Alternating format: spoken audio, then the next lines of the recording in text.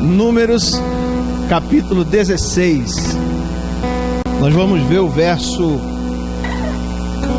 Na verdade, irmãos, eu quero conversar com vocês sobre todo esse capítulo, mas não vamos ler todos. Eu quero ver com vocês a partir do verso 46.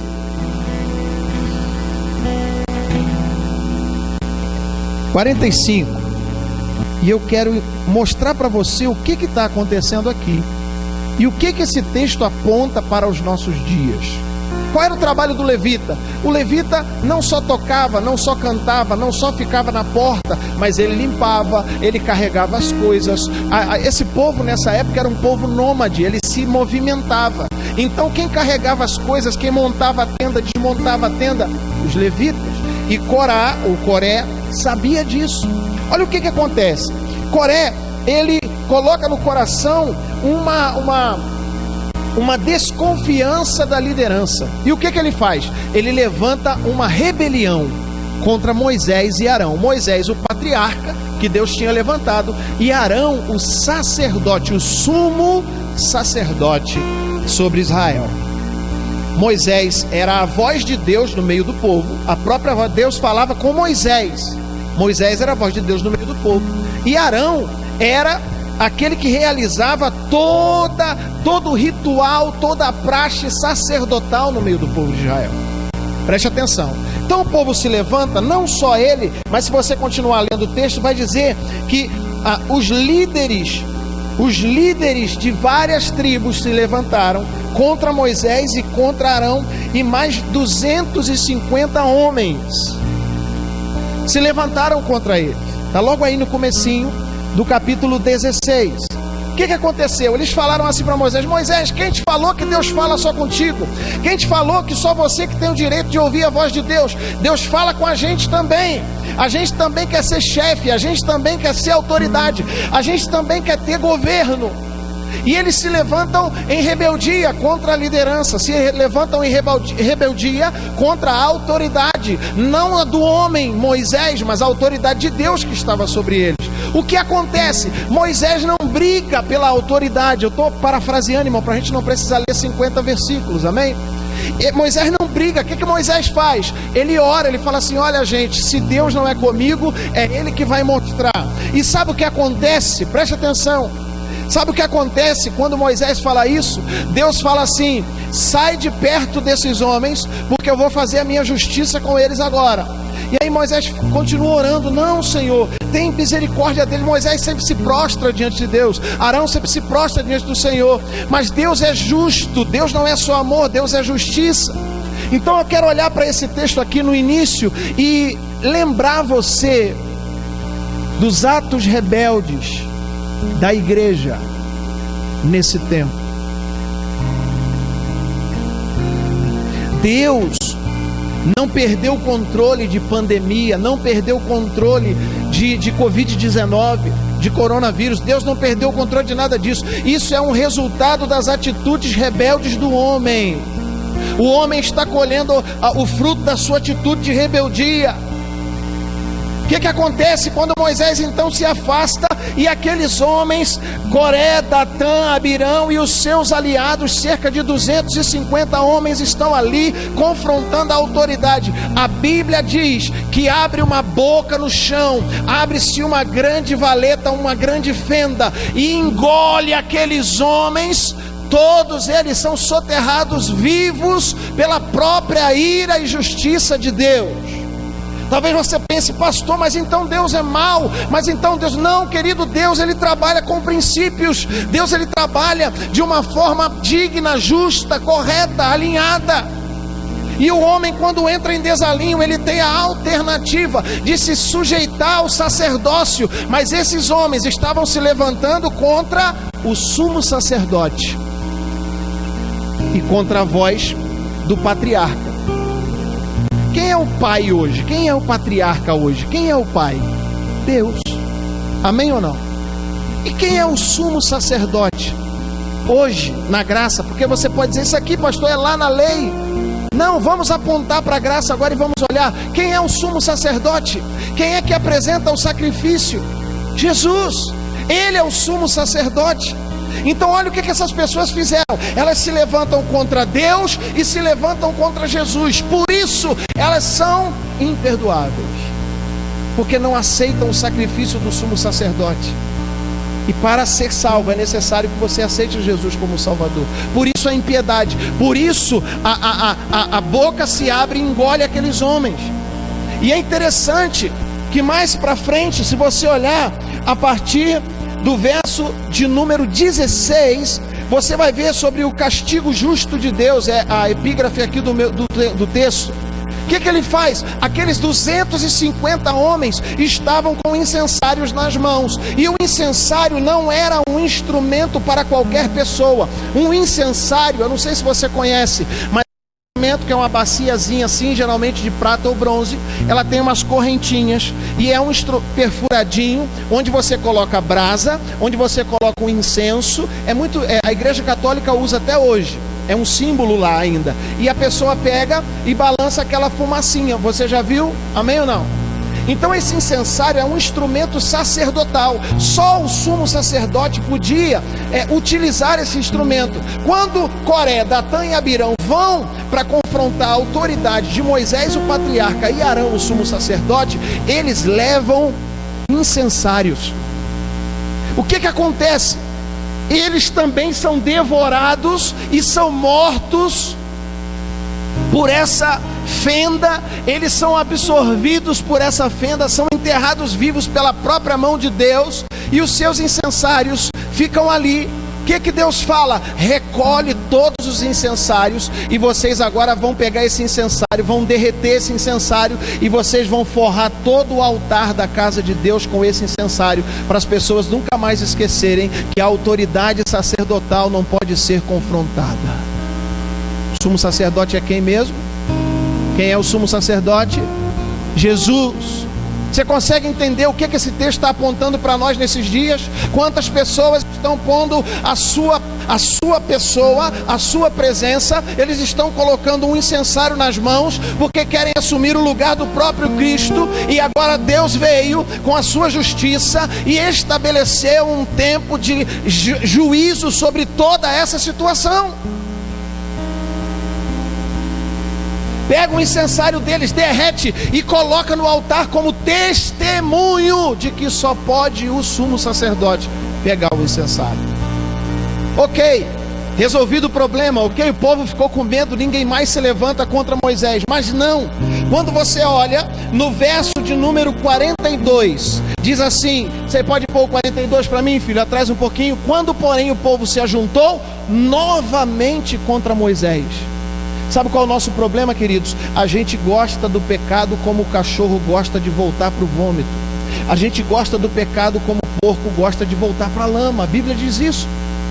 E esse nosso desejo incontinente pelo pecado faz com que a gente faça exatamente o que esse povo fez. A gente vê o milagre, mas a gente abandona Deus. A gente vê o milagre, mas a gente questiona o patriarcado. A gente vê Deus fazer na minha vida, na minha casa, na minha família, mas a gente não aceita o sumo sacerdócio de Jesus sobre a nossa vida. E a gente questiona, a gente se levanta, se ajunta contra Deus e contra Jesus. E eis que eles se voltaram para a tenda do encontro. Havia uma tenda no meio do arraial, onde Deus falava com Moisés. Moisés entrava para lá, a nuvem descia e a glória de Deus se manifestava naquele lugar. Repentinamente a nuvem cobriu a glória do Senhor, e a glória do Senhor surgiu. Verso 43. Preste atenção no que eu quero mostrar a vocês aqui agora. Então Moisés e Arão se dirigiram para a frente da tenda do encontro. Ou seja, Deus desceu, Deus está querendo falar, vamos para lá ouvir o que Deus quer comunicar. Verso 45. E o Senhor avisou a Moisés. O Senhor falava com Moisés. 45. Ide, saí do meio dessa congregação, em um só momento eu aniquilarei a todos. Isso é a ira de Deus. Você consegue entender que o que aplaca a ira de Deus é a intervenção sacerdotal de Jesus? Porque o que era o sacerdote no Antigo Testamento? O povo estava aqui, o sacerdote vinha, pegava o pecado do povo, representado por um animal, pegava esse animal, entrava para dentro do santo, do lugar santo, e ele ia fazendo todo um ritual.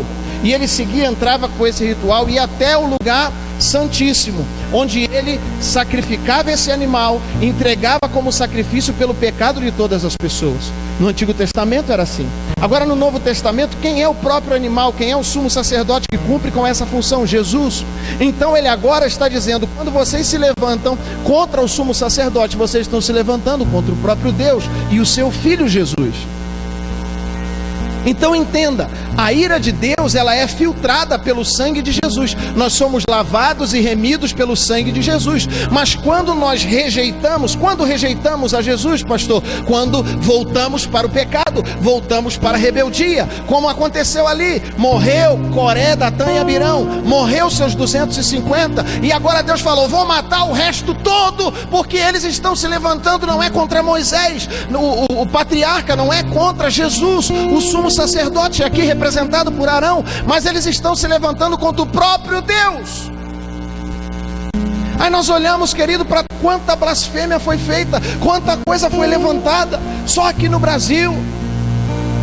Movimentação de gays, lésbicas e simpatizantes, passeatas gays, profanando o nome de Jesus. Você lembra disso, de uma imagem de um gay travestido de Jesus? Você lembra de usar um crucifixo para se masturbar no meio dessa praça, no meio dessa movimentação? Você lembra disso? Você viu isso nas notícias?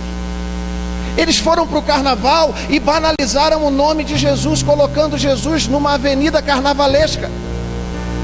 E agora o que acontece? Nada, porque Deus é bom, querido, Deus é bom, mas é esse Deus, o mesmo Deus de Números, o mesmo Deus do deserto, o mesmo Deus de Moisés, é o Deus desses dias. Para aqueles que não estão debaixo do filtro do sangue de Jesus, a sua ira e o seu juízo é implacável.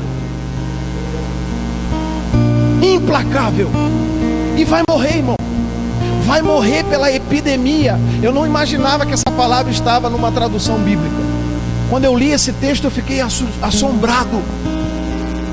Mas olha só o que Deus quer comunicar com a gente. Isso aqui é para a gente esclarecer. O que vem de tremendo está daqui para frente. Contudo, o que Moisés fez e o que Arão fez? Imediatamente se atiraram sobre os seus rostos em terra. O que é isso? Oração, humilhação, clamor. Sabe o que Moisés e Arão estavam dizendo? Mata o povo não, Senhor. Não mata o povo não. Sabe o que representa isso? Misericórdia. Deus é Deus de misericórdia. A misericórdia dele pode nos livrar da pandemia. A misericórdia dele pode livrar a nossa casa da epidemia. A misericórdia dele pode livrar as nossas famílias do Covid-19. A misericórdia dele pode livrar a mim e a você desse coronavírus. Como, pastor? Está aqui a receita, ele me deu a receita. Em seguida Moisés pediu a Arão. Olha, lá vai a receita, queridos. Moisés representa quem aqui? Deus. Pediu a Arão, que é quem? Jesus. Toma o incensário. Você sabe que é aquele negocinho que eu já te expliquei. Põe nele fogo do altar. Em cima o incenso. E vai depressa. Presta atenção, irmão.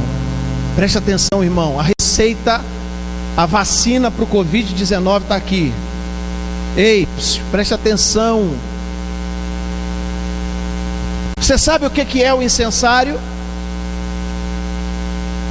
O incensário hoje somos nós. Você sabe o que é o fogo do altar? O Espírito Santo. Amém ou não? Põe o fogo dentro do incensário, umas brasinhas. E você sabe o que é o incenso, que naquela ocasião era uma erva aromática? Sabe o que é o incenso? Oração e adoração. Porque um não vive sem o outro, né? Não há oração sem adoração e não há adoração sem oração. Adoração e oração. Oração e adoração. O incenso. Olha a receita. Toma o incensário, ou seja, o sacerdote, Jesus, o sumo sacerdote, está ouvindo uma ordem de Deus. Ele está dizendo: você vai pegar pessoas que podem ser cheias de brasas e de incenso. Pega essas pessoas, coloca dentro deles o fogo, ou seja, o Espírito Santo. Atos capítulo 2. A Bíblia diz que João Batista disse assim: eu não posso batizar vocês senão com água, mas após mim virá um que batizará vocês com o Espírito Santo e com... É Jesus que pode pôr o fogo dentro do incensário. Então ele diz: pega o incensário, põe nele fogo do altar, o Espírito Santo. Quem aqui é cheio do Espírito Santo, levanta a mão e dá um amém, um glória a Deus, por favor. Aí o texto diz assim: coloque em cima incenso, ou seja, oração e adoração. Não adianta ser cheio do Espírito Santo, não adianta ser incensário na mão de Jesus se não tem incenso. A brasa do altar só queima quando tem incenso. Tem que ter o incenso. Então o incenso é o que? Oração e adoração. Nesse tempo, a Natália falou, o Felipe falou: o que está acontecendo? Está apagado, não tem incenso, não tem brasa, não tem fogo. O incensário está inutilizado. O que Deus quer fazer? O que Deus está falando? Vai acabar a pandemia. Quando? Quando o incensário funcionar. Jesus vai pegar o incensário, vai pôr brasa dentro dele, vai pôr incenso sobre as brasas, mas você precisa prover o incenso. Oração e adoração. Adoração e oração. Na igreja, fora da igreja, culto de máscara, culto sem máscara, culto com álcool, culto sem álcool, culto em casa, dentro do banheiro, lavando vasilha, varrendo a casa, atrás do balcão, no trabalho secular, não importa onde você esteja. Se você for um incensário, você é um instrumento que vai impedir o avanço da pandemia. Não é isso que está escrito aqui, irmãos?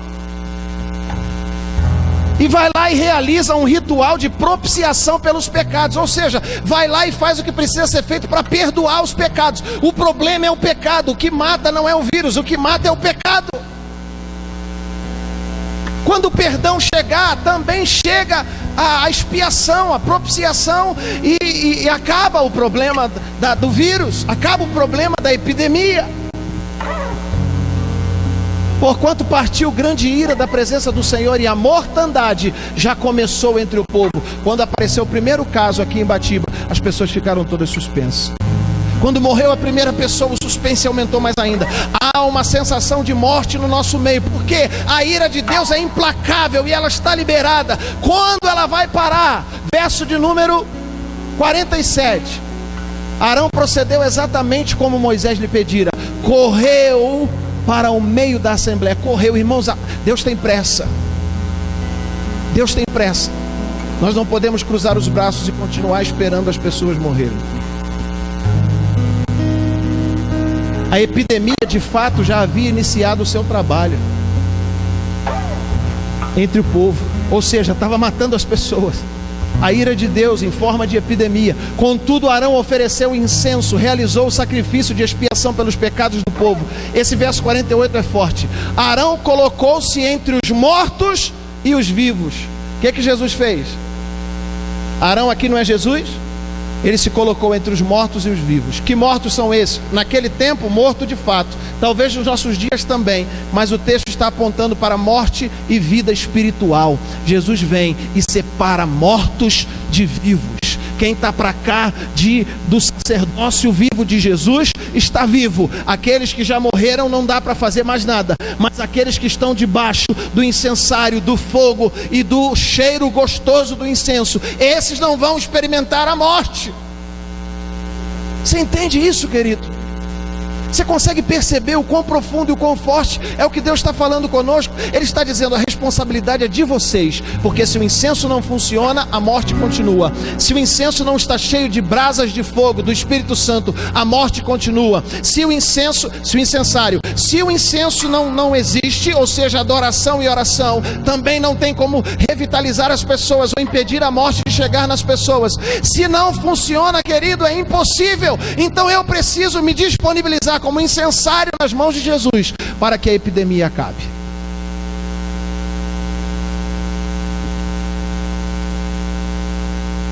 A praga cessou.